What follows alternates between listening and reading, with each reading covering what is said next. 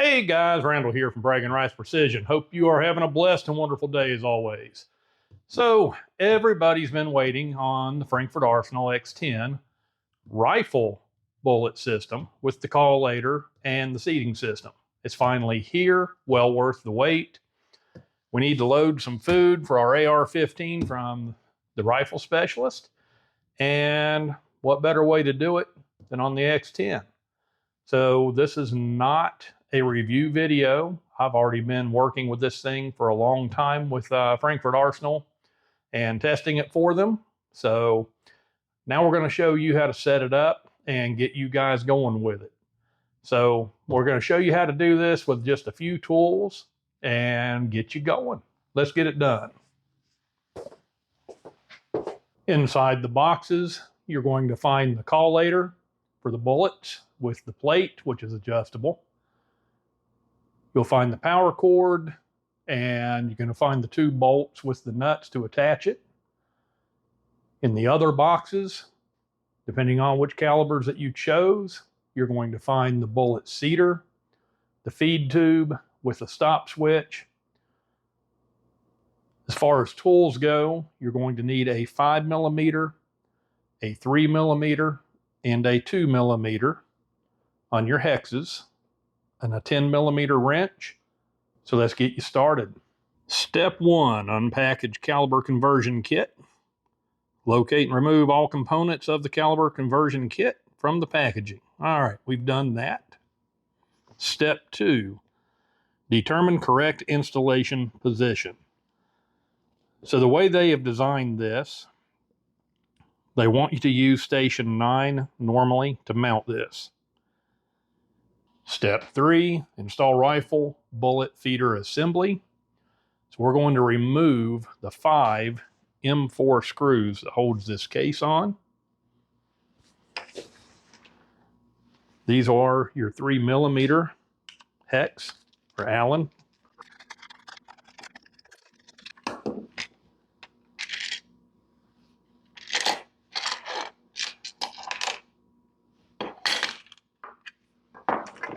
We need to remove the retaining nut, which is the bottom nut.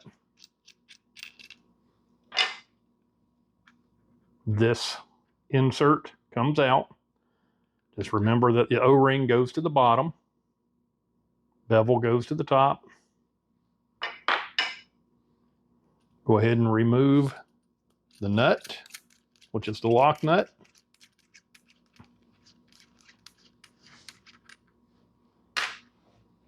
Step 3A, installation in station 9. This is your normal setup, unless you have those short cased bullets like we mentioned. So we're going to be installing this in station 9 as normal. It says remove any dies installed in stations 8, 9, and 10 of the tool head. So we've already done that. Now we're going to thread the actual die into station 9. We're going to run this all the way down until it touches on the shoulder. Now, they want this in a certain position. Note how that stopped. So what we're going to have to do is back it up a partial turn until we get it to the clock that it wants, which is about there.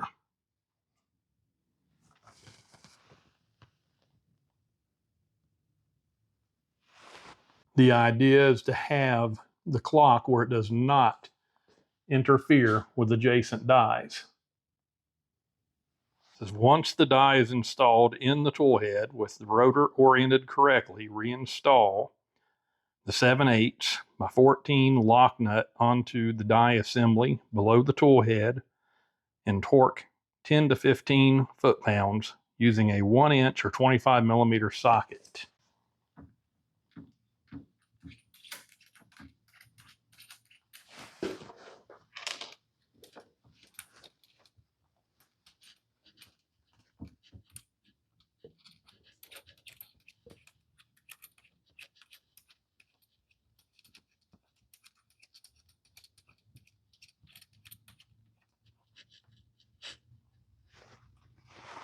Once the die is installed in the tool head with the rotor oriented correctly, reinstall the 7/8 by 14 lock nut onto the die assembly below the tool head and torque 10 to 15 foot-pounds using a 1-inch or 25 millimeter socket. So we've already put the nut on there, and we'll go ahead and torque it.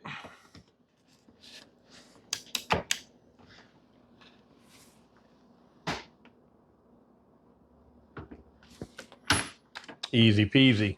It says now reinstall the 2 halves of the housing over the die assembly. Reinstall the 5 M4 screws. Install the bullet guide assembly into the bottom of the die assembly, and then install the 7/8 by 14 retaining nut to capture the bullet guide assembly.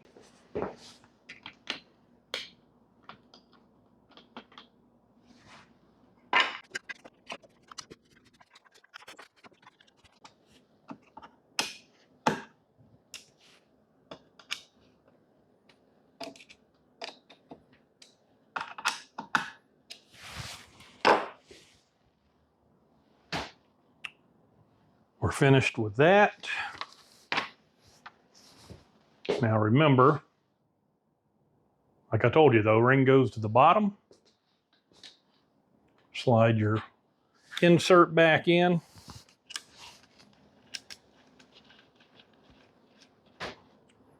And reinstall the retaining nut.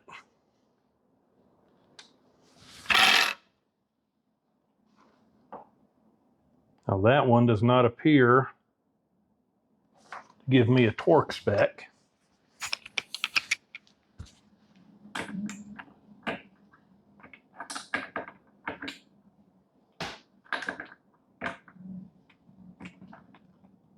So we're going to go hand tight.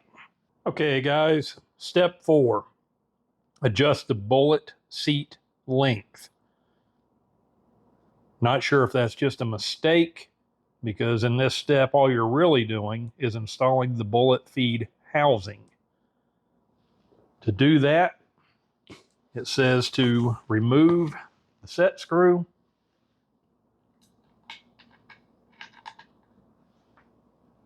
which we have done. And then going to install the tube. Make sure it seats all the way down. Now, word of warning, you put the set screw in. Do it by your fingers, and you only want to engage it until it's in the grooves so it can hold it and not pull out. See how it pulled out?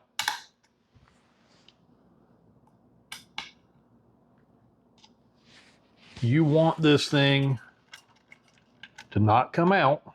See, now it won't, but you want it to free float. I'm going to tell you why, and I'll explain it again at the end of the video. If you're going to run these type of bullets that are concave on the bottom, if this isn't free floating and it's held really stiff, these will grab each other. When they come down, they're going to set on top of each other with the nose in the concave. It'll lock the rotor up. That is not clear in the book, so I'm telling you now, one of my own little tips and tricks that I ran into running these style bullets. So again, be sure that it has engaged the groove. It can't come out, but it still free floats. Step 5, adjust the bullet depth limiter. You want the tool head at the top, which is where it's at, top of the stroke. Now, they put this in bold letters, all capital, for a reason. You want to place 1 bullet into the tube. You place more than that at this point, you're going to be taking things apart. 1 bullet. Drop that into the tube. Now you need to take a case. I always use one that's empty when I set these up. Sacrificial lamb, I'll pull the bullet later. At this point, you're going to go ahead and lower your ram. You're going to see that bullet's dropped in. I'm going to zoom in on this.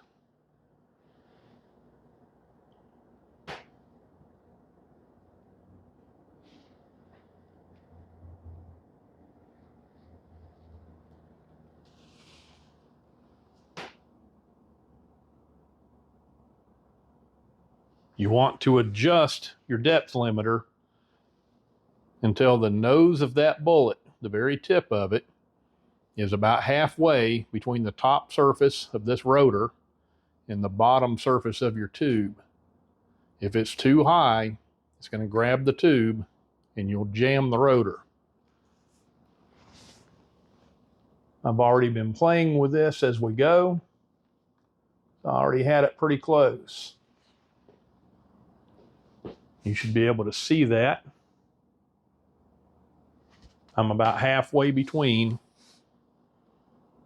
top and bottom. At this point, we can go ahead and raise the tool head. I heard the bullet drop. Go ahead and pull your case. Put it back into the position below the seater. So now your bullet depth limiter is actually set.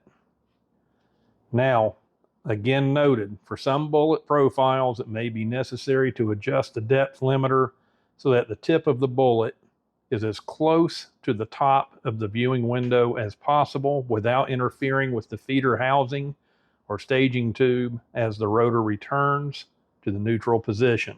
Another note, do not add additional bullets to the feeding assembly until bullet seat depth adjustment is complete. Back to the one bullet only, one bullet Barney. Number 6, or step 6, seating the initial bullet.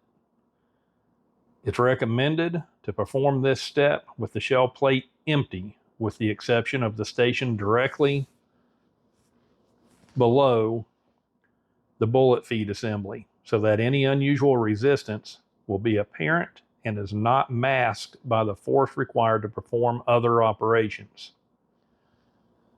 So what they want you to do is make sure that when you're setting this up initially, you don't pull the handle the first time, it's already too deep.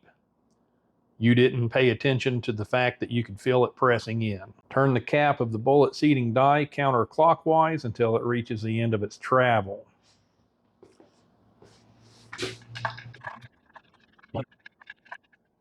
Place a sized, primed, and charged case into the shell plate in the station directly below the bullet feeder assembly.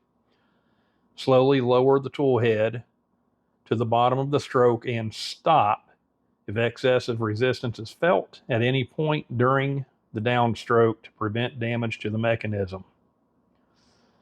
Again, I use an empty one because all I'm doing is setting this up. So we're going to go ahead and lower the ram slowly. I have no resistance. Remember, we do have a bullet in there.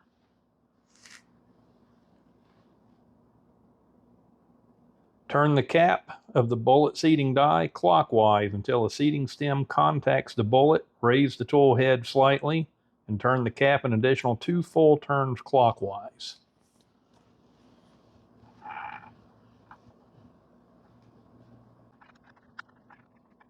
Okay, I just hit some resistance, it feels like.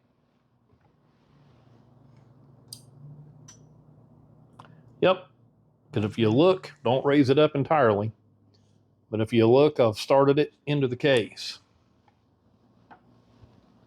Just 2 full turns. I'm at 45.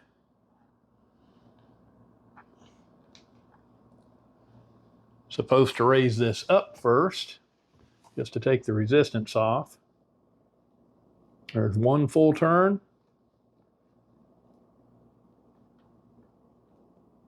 2 full turns. We'll lower it back down and let's see where we're at.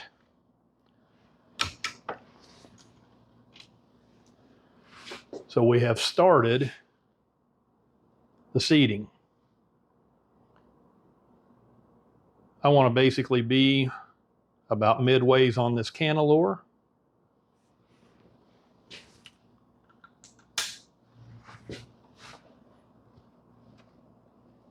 So I'm going to go about 2 more turns. I'm only going to raise it up partially so I can see. I am not there yet.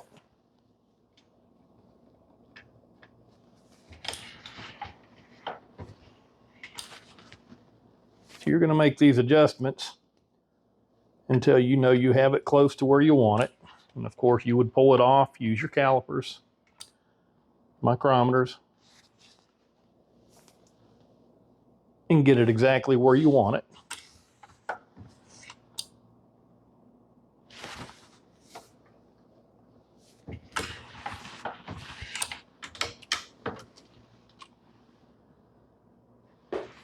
So there you go. At the middle of my cantilever. Again, this is just to show you how to set it. Obviously, that may not be exactly where I need it. So now, let's go at this again. We're going to load 2 this time. 1 to trigger it to move the bullet around. 1 to seat it. Let's see if it was repeatable.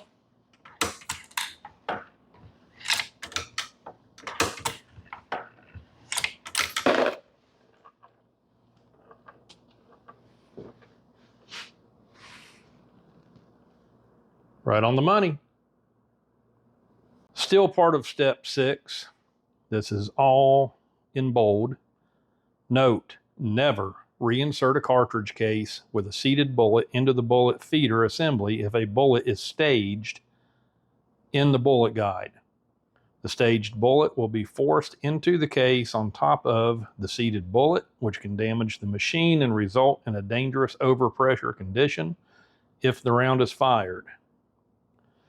So obviously, once you do this, you need to follow exactly like I just did with a case behind it. Never go back and insert another one, which is why, among many reasons, you want this completely empty when you set this up. So this now says you can proceed to step 7. Step 7, unpackage the rifle bullet collator. Locate and remove all components of the bullet collator. From the packaging, use the image below to verify all the components are accounted for. I already have made that decision that they are all there. Step 8, install the rifle bullet collator. Remove the bullet plate assembly from the collator assembly and attach the collator assembly to the case feed stand below the case collator using 2 M6 by 44 millimeter screws. Okay, to mount the collator, very easy. Longer screws. They go in the corner of the collator. 2 holes up here to mount it through. Nut on the back side.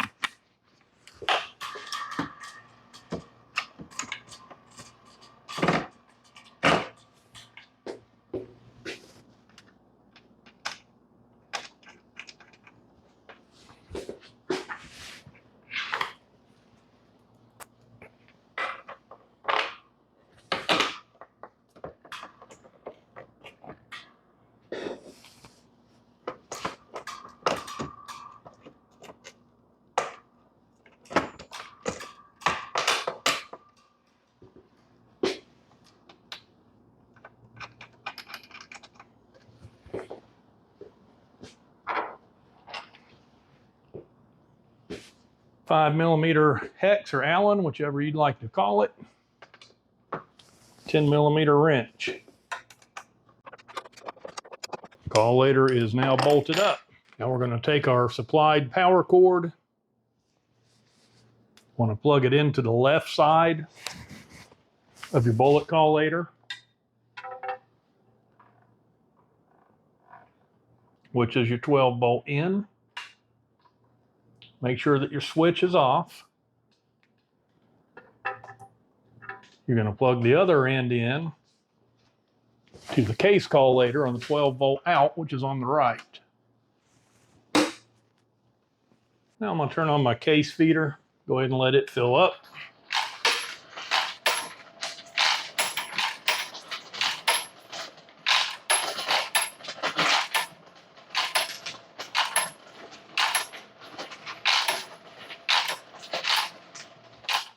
All right, step 9, adjust the bullet feed plate assembly. Very simple. Loosen these about a full turn or so, enough to where you can move the adjustment.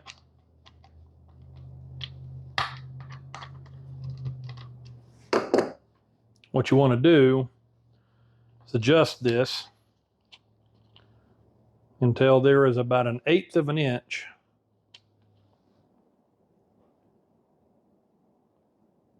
gap between the tip nose of the bullet and the plate.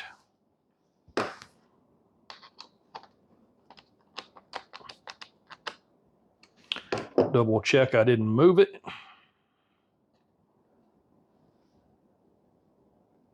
We're good. Tighten down the other 3 screws. These do not have to be super tight.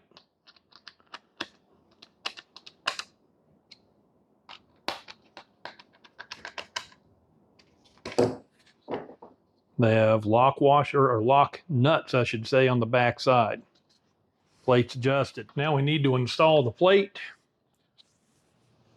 There is a rubber scraper here in the corner. Slip it in at the top first to go under that. You can pick it up with your finger a little bit, just enough to get it in. Spin it until it lines up and drops in. You're now installed. Step 10, adjust the collator assembly with the lower end of the bullet's feed spring open. Loosen the thumb screw, slide the gate open. Hard to do this without blocking the camera. I'm going to move that all the way to the right. It's wide open. Spring is still disconnected from your bullet feed tube.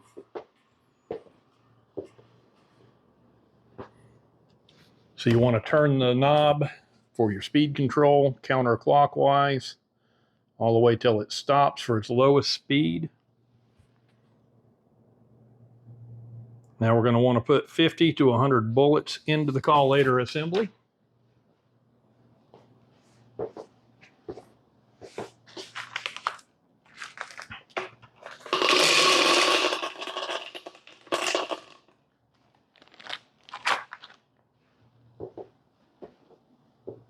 Done.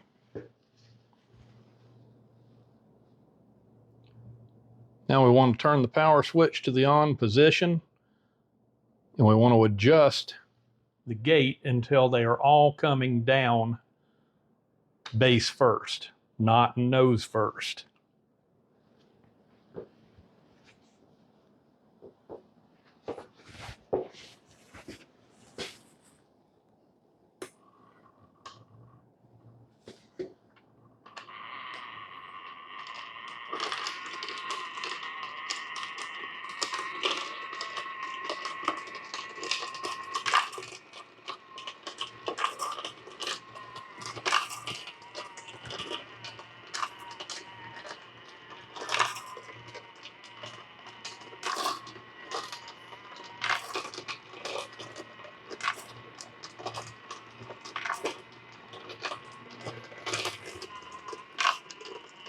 Okay, I'm going to stop and empty my spring. Been slowly closing the gate off.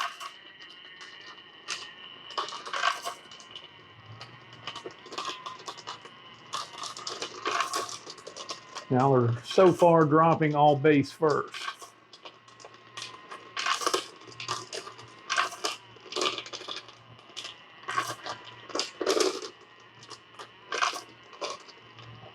All those drop base first, as they should. I'm gonna go ahead and lock my gate down. So now at this point, I want to adjust the speed.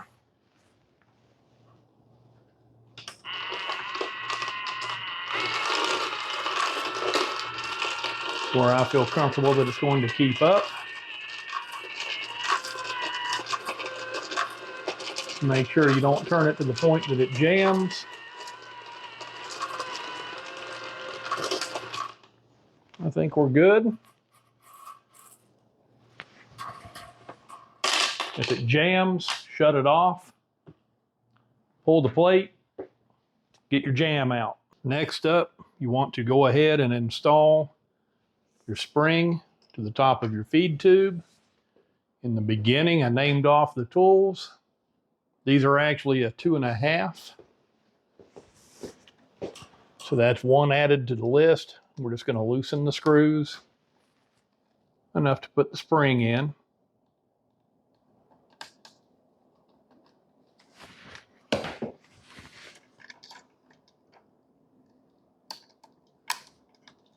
Make sure that spring pushes all the way to the bottom. You may have to loosen that a little bit more.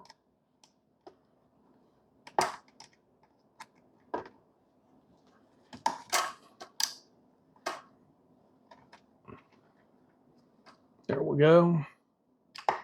Tighten these back up. Again, no need to over tighten. At this point, you want to connect your sensor into the 12 volt. If I can reach it.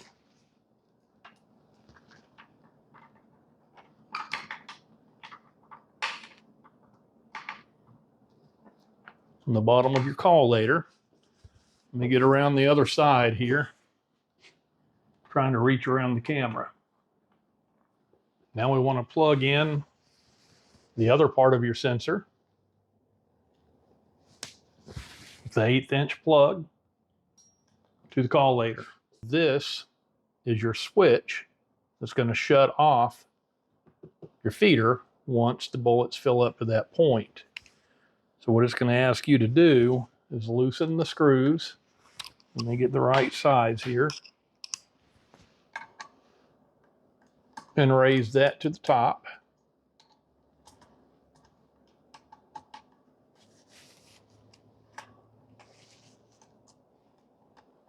It's basically just a light sensitive switch or sensor.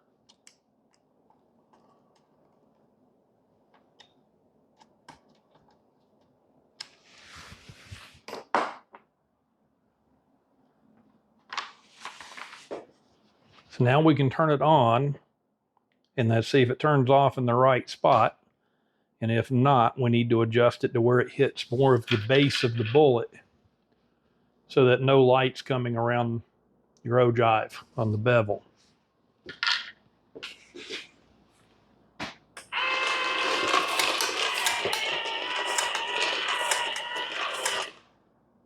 Seems to be working fine. This set screw. Make sure that you allow your feed tube to free float a little bit. And I'll tell you why. I've been running this quite a while testing. First time that I have ran these type of 223 bullets. They are concave on the bottom. These are just cheap bulk 62 grain. I mean, the links and the ogives are all over the place. These are just cheap bullets, but it's just for the AR to go out there, run drills, pop targets. So, in the troubleshooting, it explains if bullets jam between the staging tube and the rotor, right here. The tip of the bullet located within the rotor assembly is nested into the base of the bottom bullet in the staging tube. Some bullets with concave bases may require that the depth limiter be adjusted so that the tip of the bullet in the rotor assembly is located as close as possible to, of slightly below, the top surface of the rotor without causing an interference issue. This allows the rotor to slightly lift the bottom bullet in the staging tube as the rotor advances. I ran into this testing it after I had everything set up, and my rotor would jam right here unless I manually pushed it to unhook the tube. So now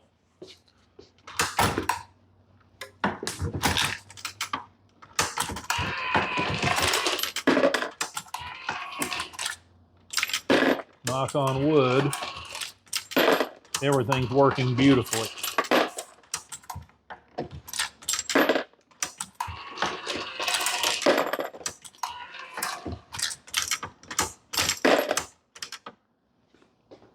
All of those seated perfect.